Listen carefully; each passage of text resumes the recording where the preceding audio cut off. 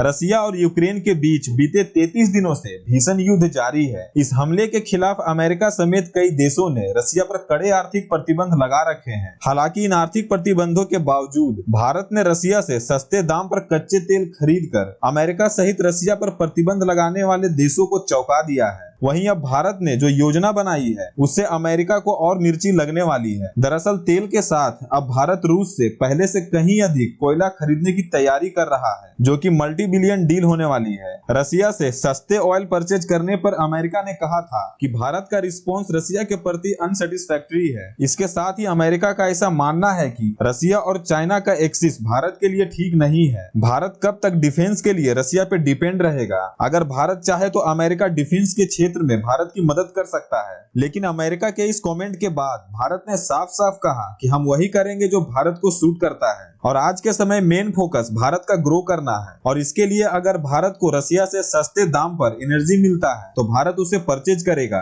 और इसी क्रम में भारत अब रसिया से दोगुनी मात्रा में कोकिंग कोल का इंपोर्ट करेगा। आज के समय पूरी दुनिया में सबसे ज्यादा कोयले का एक्सपोर्टर कंट्री इंडोनेशिया है, उसके बाद ऑस्ट्रेलिया और तीसरे नंबर पर रसिया आता है। यूक्रेन युद्ध से पहले रसिया यूरोप सहित साउथ कोरिया, जापान जैसे कई देशों को कोयला एक्सपोर्ट करता था, लेकिन अभी ये सारे देश रसिया पर सैंक्शन लगा रखे हैं, जिसके कारण रसिया कोयले का एक्सपोर्ट नहीं कर पा रहा। अगर इंपोर्टर की बात करें तो कोयला खरीदने वाले देशों में सबसे पहले चाइना आता है, उसके बाद नंबर आता है भारत का। हालांकि इन दोनों देशों के पास कोयले का भंडार मौजूद है, लेकिन फिर भी ये दोनों देश बड़ी मात्रा में कोयले का इंपोर्ट करते हैं, क्योंकि हमारे देश में जो कोयला मिलता है वह इतने हाई क्वालिटी का नहीं होता। इसी कारण हमें बाहर से कोयले का इंपोर्ट करना पड़ता है। 2021 में इंडिया और रसिया ने coking coal corporation agreement sign किया था। इस एग्रीमेंट के अनुसार रसिया भारत को बड़ी मात्रा में कोकिंग कोल का एक्सपोर्ट करेगा। कोकिंग कोल जो कोयले से ही बनता है, भारत इस इंपोर्ट कोकिंग कोल का इस्तेमाल